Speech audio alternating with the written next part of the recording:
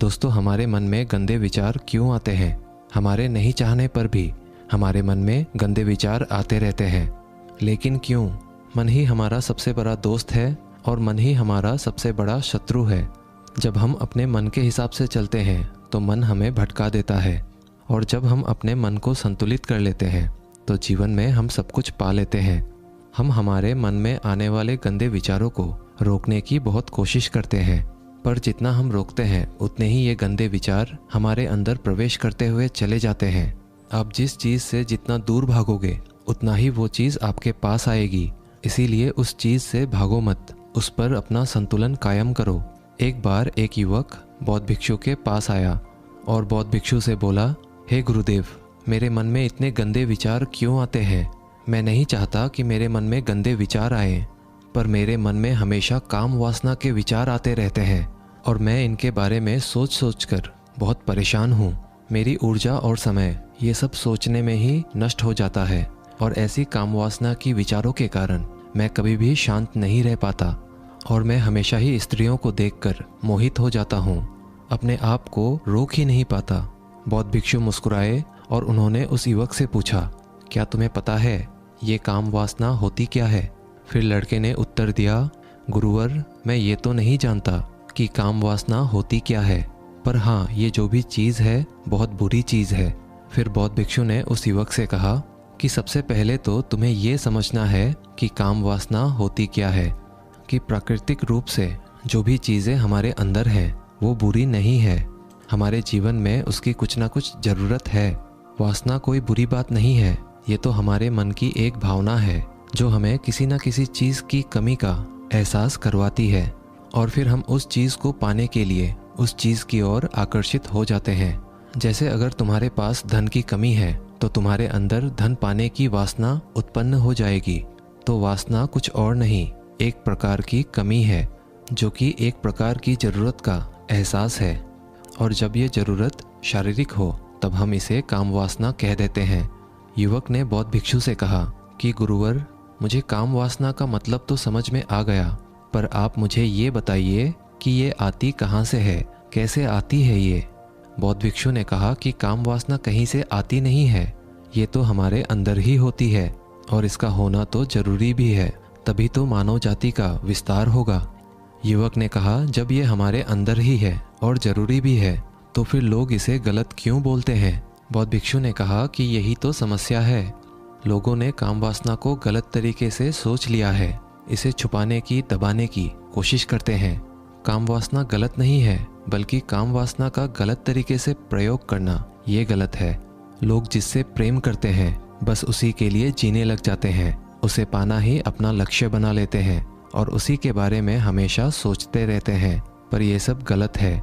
आगे गुरुदेव ने उस युवक से कहा, क्या तुम्हें पता है जानवरों में भी काम वासना होती है? युवक ने उत्तर दिया, जी गुरुदेव, जानवरों में भी काम वासना होती है, क्योंकि जानवर भी तो प्रजनन करते हैं और अपनी पीढ़ी को आगे बढ़ाते हैं। बौद्ध भिक्षु ने कहा, तो फिर हम जानवरों की काम वासना को गलत क्यों नहीं कहते हैं? युवक ने कहा, मुझे नहीं पता गुरुवर, कृपया आप ही मुझे बताइए। बौद्ध भिक्षु ने कहा कि जानवर अपने काम वासना का प्रयोग आनंद प्राप्ति के लिए नहीं करते, वो तो सिर्फ संतान उत्पन्न करने के लिए काम वासना का प्रयोग करते हैं।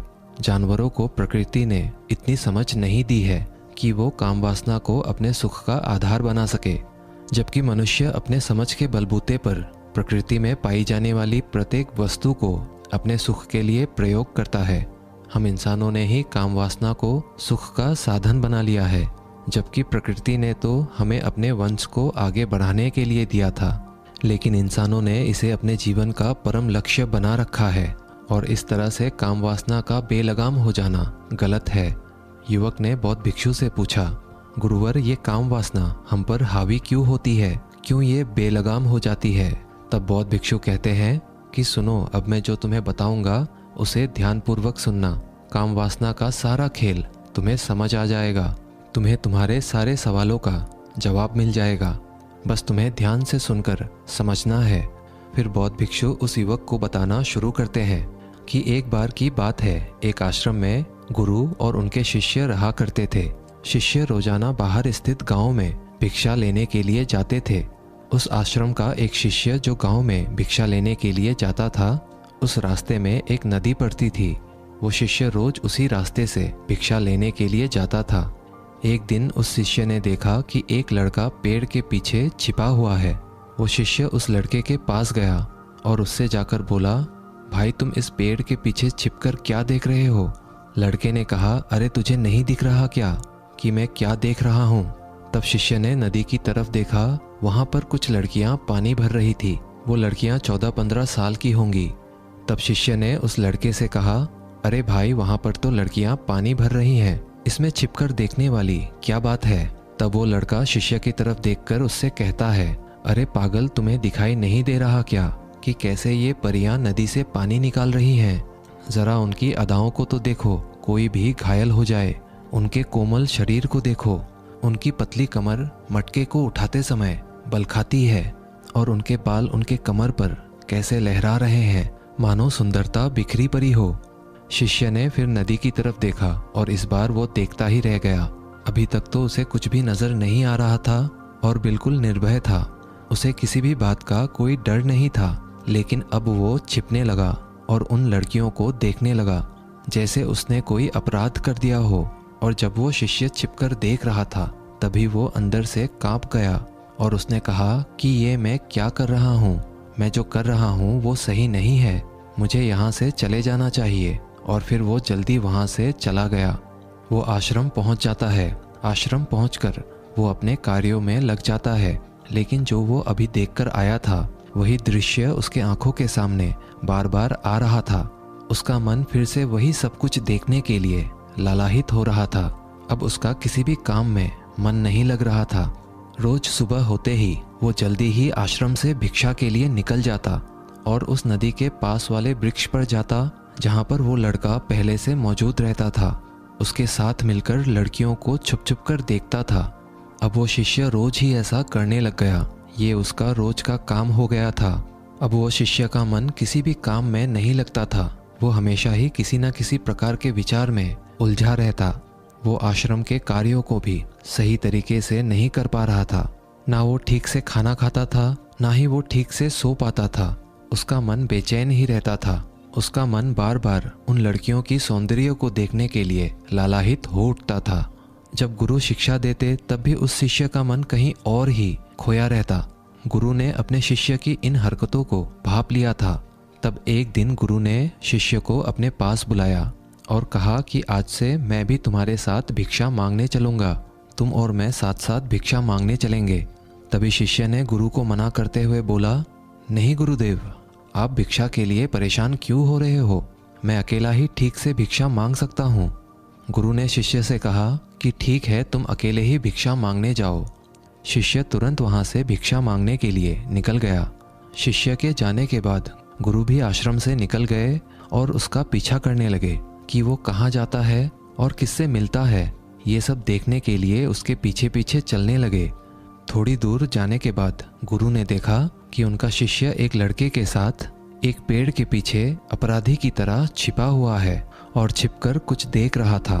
गुरु भी अपने शिष्य के पीछे जाकर खड़े हो गए कि आखिर उनका शिष्य ऐसा क्या देख रहा है जिसे देखने के लिए वो पेड़ के पीछे अपराधियों की तरह छिपा हुआ है। गुरु ने देखा कि उनका शिष्य पेड़ के पीछे छिपकर लड़कियों को देख रहा था जो कि नदी से पानी भर रही थी। तभी गुरु ने शिष्य से कहा, शिष्य, क्या तुम इन लड़कियों से भिक्षा लोगे? अपने गुरु की ये बात सुनकर वो शिष्य एकदम घबरा गया और उसके पसीने छूटने लगे। वो थर थर कांपने लगा जैसे किसी चोर को चोरी करते समय रंगे हाथों पकड़ लिया हो। वो शिष्य की हालत खराब हो गई। वो कुछ भी नहीं बोल पा रहा था। दूसरा लड़का जो उस शिष्य के साथ था वो वहाँ से भाग गया। शिष्य घबराया हुआ था। उसके मुंह से कुछ टूटे फूटे शब्द ही बाहर आ रहे थे। वो अपने गुरु से नजरें नहीं मिला पा रहा था। गुरु ने शिष्य की तरफ देखा और कहा कि मेरा शिष्य तो निर्भय था, उसे किसी भी बात का डर नहीं था, लेकिन ये क्या, तुम तो डर के मारे काँप रहे हो। शिष्य ने गुरु से कहा कि मुझे माफ़ कर दीजिए गुरुदेव, मेरा इसमें कोई दोष नहीं है। वो लड़का जो भाग गया उस लड़के ने ही मुझे बहका दिया था, लेकिन मैं आपसे वादा करता हूँ आज के बाद मैं ऐसा दोबारा नहीं करूँगा। मुझे माफ़ कर दीजिए गुरुदेव। गुरु ने शिष्य से कहा कि कोई बात नहीं, पर इस बात का ध्यान रखना कि हम जैसा संगति करते हैं वैसा ही फल हमें प्राप्त होता है। हम जैसी संगत में रहते हैं वैसे ही विचार हमारे अंदर प्रवेश करते हैं। इसीलिए अच्छी संगति करो जिससे तुम्हारे अंदर अच्छे विचारों का प्रवेश हो। फिर गुरु और शिष्य आश्रम लौट आए और शिष्य फिर से आश्रम के कार्यों पर ध्यान देने लगा। उसने उस रास्ते को छोड़ दिया और दूसरे रास्ते से जाने लगा। वो अपने काम को ध्यान से करता, लेकिन धीरे धीरे उसके अंदर क्रोध उत्पन्न होने लगा और फिर वो दूसरे शिष्यों पर क्रोध करने लगा। वह बेचैन रहने लग गया। अब वो सही समय पर भोजन भी नहीं करता था। एक रात गुरु उसके पास आए और उससे बोले कि अब तक तुमने कितनी बार अपना वादा तोड़ दिया। ये सुनकर शिष्य अपने गुरु के चरणों में गिर पड़ा और रोने लगा। रोते रोते ही उसने गुरु से कहा, हे गुरुदेव, मैं कई बार अपना वादा तोड़ चुका हूँ। फिर वादा कर लेता हूँ, लेकिन हर बार मैं अपना वादा तोड़ देता हूँ। मेरा मन मेरे नियंत्रण में है ही नहीं। मैं बहुत कोशिश करता हूँ कि मैं अपने मन से सारे बुरे विचारों को निकाल दूँ, लेकिन गुरुदेव, मैं चाहकर भी ऐसा नहीं कर पा रहा हूँ। फिर गुरु ने शिष्य से कहा कि चलो मेरे साथ। गुरु शिष्य को आश्रम के बगीचे में लेके गए और शिष्य से कहा कि देखो, यहाँ पर कुछ नालियाँ बनी हुई है जिससे नदी का पानी इन पौधों तक आ रहा है और ये पानी एक निरंतर बहाव से आ रहा है। क्या तुम इस पानी के बहाव को रोक सकते हो? शिष्य ने कहा, हाँ गुरुदेव, मैं इस बहाव को रोक सकता हूँ। फिर शिष्य ने मिट्टी उठाकर उस नाली पर डाल दी। वो पानी थोड़ी देर के लिए रुक गया, लेकिन थोड़ी देर बाद वो पानी फिर से बहने लगा। गुरु ने शिष्य से कहा, अरे ये क्या, ये पानी तो रुका नहीं। फिर शिष्य ने कुछ कंकर पत्थर उठाकर उस नाली पर डाल दिए। फिर थोड़ी देर के लिए पानी रुक गया, लेकिन थोड़ी देर बाद ही उस कंकर पत्थर के ऊपर से पानी बहने लगा। फिर गुरु ने कहा, शिष्य, ये क्या है? पानी तो फिर से आ गया। तुम तो बोल रहे थे कि तुम इस बहाव को रोक दोगे। क्या हम किसी काम को रोकना चाहे तो हम उसे रोक नहीं सकते? तब शिष्य ने कहा, कोई बात नहीं गुरुदेव, मैं इस पानी को तो रोक कर दिखाऊंगा। फिर वो शिष्य एक बड़ा सा पत्थर लेकर आया और उस नाली पर डाल दिया और पानी रुक गया। फिर शिष्य ने गुरु से कहा कि देखा गुरुदेव, मैंने कहा था ना कि मैं पानी को रोक दूंगा। मैंने पानी को रोक दिखाया। आपकी बात मैंने पूरी कर दी। गुरु मुस्कुराए और बोले, अच्छा, ज़रा ध्यान से देखो, पानी रुक गया क्या? वो तो पीछे की नाली तोड़कर बाहर आ गया और अगल बगल से बह रहा है। और ध्यान से देखो तो इस पत्थर के आगे भी आ गया और ये पानी अपना रास्ता बदलकर फिर से आगे की तरफ बह जाएगा। और फिर थोड़ी देर बाद वैसा ही हुआ। फिर गुरु ने शिष्य को समझाया कि तुम्हारे साथ भी तो ऐसा ही चल रहा है। तुम बार बार प्रयास कर रहे हो, बड़े से बड़ा प्रयास कर रहे हो, पर हर बार तुम्हारा प्रयास असफल हो रहा है। इस तरह से अगर तुम प्रयास करोगे तो हमेशा असफल ही रहोगे। तुम कितना भी बड़ा पत्थर रख लो, लेकिन पानी तो अपना रास्ता बना ही लेगी। ये सब देखकर शिष्य निराश हो गया। फिर शिष्य ने गुरु से कहा कि हे गुरुदेव, क्या कोई तरीका नहीं है जिससे मैं इन गंदे विचारों से बाहर निकल सकूं और ये मेरे मन में आए ही नहीं। गुरु शिष्य को एक नदी के पास ले गए जहाँ से उस नाली में पानी आ रहा था। गुरु ने शिष्य से कहा, वो पानी इसी नदी से आ रहा है। अगर हम यहीं से उस रास्ते को बंद कर दे जहाँ से ये पानी उस नाली पर जा रहा है, तब क्या हम पानी को रोक नहीं सकेंगे? शिष्य ने गुरु से कहा, हाँ गुरुदेव, ऐसा अवश्य ही हो सकता है। मैं इस पानी को यहीं से बंद कर देता हूँ, तब आगे की नाली पर पानी जाएगा ही नहीं। फिर शिष्य ने नदी से जाने वाले रास्ते को बहुत मेहनत करके पत्थर मिट्टी डालकर बंद कर दिया और गुरु से कहा, गुरुदेव, मैंने पानी को बंद कर दिया है, अब ये पानी बगीचे में जाएगा ही नहीं। तब गुरु ने कहा कि शिष्य, अगर पानी बगीचे में नहीं जाएगा तो पेड़ पौधों को पानी कहाँ से मिलेगा? उन पेड़ पौधों को तो पानी की आवश्यकता है और उन पेड़ पौधों में कुछ पेड़ पौधे तो ऐसे हैं जिनको रोज पानी की आवश्यकता है। वो तो मुरझाकर मर ही जाएंगे, उनका क्या होगा? पानी तो हमें खोलना ही होगा। शिष्य ने गुरु की बात सुनकर वापस नदी से जाने वाली पानी का रास्ता खोल दिया। तब गुरु ने शिष्य से पूछा, शिष्य, अगर हम इस नदी के पूरे पानी को बगीचे के तरफ मोड़ दें तो क्या होगा? तब शिष्य ने जवाब दिया कि गुरुदेव, वहाँ पर जितने भी पेड़ पौधे हैं वो सारे बहकर नष्ट हो जाएंगे। वहाँ पर कुछ नहीं बचेगा। फिर गुरु मुस्कुराए और बोले, तुम इस बात को समझो कि हमें किसी भी चीज़ को रोकना नहीं है, बस हमें हमेशा संतुलन बनाए रखना है। कम पानी से भी पौधे नष्ट होते हैं और ज़्यादा पानी से भी पौधे नष्ट होते हैं। हमारा जीवन संतुलन से ही चलता है। इस सृष्टि में जो भी जीव जंतु हैं, जो भी वस्तु हैं, सब संतुलन हेतु ईश्वर ने बनाया है। ज़्यादा खाना ठीक नहीं है, ज़्यादा पीना ठीक नहीं है, ज़्यादा सोना ठीक नहीं है। हर चीज़ हमें जीवन में संतुलित होकर ही करनी पड़ती है, अन्यथा हमारा जीवन खराब हो जाता है।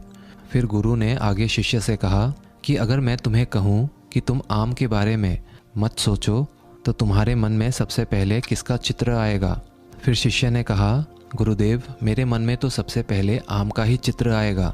गुरु ने कहा, जब हम अपने गंदे विचारों को ज़बरदस्ती रोकने की कोशिश करते हैं तो वो और मजबूती के साथ हमारे अंदर प्रवेश करते हैं और हमारे अंदर उठते रहते हैं। इसीलिए हमें काम वासना की भावना को कभी भी दबाने की कोशिश नहीं करनी चाहिए। फिर गुरु ने शिष्य को समझाते हुए कहा कि हमारे गंदे विचार बुरे लोगों की संगति करने से भी आते हैं। कई बार क्या होता है कि कामुकता हमारे अंदर होती नहीं है, लेकिन कुछ अश्लील लोगों के साथ रहने की वजह से ये हमारे अंदर हावी हो जाती है। फिर शिष्य ने कहा, गुरुदेव, आप सही कह रहे हैं, मैं अपने मार्ग से भटक गया था। फिर वह शिष्य उस रात बहुत ही चैन की नींद सोया। सुबह अपने कार्यों को बहुत ही मन से किया और फिर भिक्षा लेने के लिए उसी रास्ते से गया जहाँ वो लड़का आज भी उस पेड़ के पीछे छिपकर उन लड़कियों को देख रहा था। वो शिष्य उस नदी पर गया जहाँ पर वो लड़कियाँ पानी भर रही थीं। उसने उन लड़कियों से पानी मांगा। उन लड़कियों में से एक लड़की ने उसे पानी पिलाया और उस सन्यासी शिष्य के चरण छुए। शिष्य ने उसे आशीर्वाद दिया कि तुम्हारा मंगल हो। अब शिष्य का मन सकारात्मक ऊर्जा से भर गया था। उसके चेहरे पर मुस्कान आ गई थी, जैसे कि उसे कुछ खोया हुआ वापस मिल गया हो। वो वापस अपने रास्ते से जाने लगा। तभी पीछे से वो लड़का आ गया जो पेड़ के पीछे छिपा हुआ था। वो उस शिष्य के पास आया और बोला कि क्या बात है, आज तो तुमने नज़दीक से दर्शन कर लिए, तुम तो मुझसे भी आगे निकले। तब शिष्य ने कहा कि हम हमेशा दूसरों के दर्शन करने में ही व्यस्त रहते हैं, अपने दर्शन कर ही नहीं पाते। तुम कब तक इस पेड़ के पीछे छिपते रहोगे? किसी को पसंद कर लो और उससे बोल दो, और अगर वो भी तुम्हें पसंद करती है तो उससे शादी कर लो, लेकिन उससे पहले कुछ बन जाओ, अपने आप को पहचान लो, ऐसे अपना समय बर्बाद मत करो। फिर वो लड़का रोज उस शिष्य से मिलने लगा और उस लड़के ने पेड़ के पीछे छिपकर लड़कियों को देखना छोड़ दिया। और फिर वो लड़का अपने जीवन में कुछ बनने के लिए संघर्ष करने लगा। तो तुमने देखा संगति का असर क्या होता है। अपनी संगति बदलो, अपने विचार बदलो। बौद्ध भिक्षु ने युवक से पूछा, क्या तुम्हें अपने सारे सवालों का जवाब मिल गया? तब युवक ने कहा, जी हाँ गुरुदेव। फिर बौद्ध भिक्षु ने कहा, जब तुम्हारे मन में गंदे विचार आए तो अपने आप को दोषी मत मानो। ये शरीर है और ये शरीर की एक मांग है। इस मांग को संतुलित होकर पूरा करो। जीवन में संतुलन एक ऐसी शक्ति है, एक ऐसी ऊर्जा है जिसका तुम्हें इस्तेमाल करना है। तुम एक जीवित ऊर्जा हो जो कुछ भी अनुभव करने के लिए स्वतंत्र है, जो निर्माण करने के लिए स्वतंत्र है। दोस्तों, आशा करते हैं आपने इस कहानी से ज़रूर कुछ मूल्यवान सीखा होगा। अगर ये कहानी आपको अच्छी लगी तो वीडियो को एक लाइक और चैनल को सब्सक्राइब कर ही लीजिएगा। मिलते हैं अगले वीडियो में, तब तक के लिए धन्यवाद।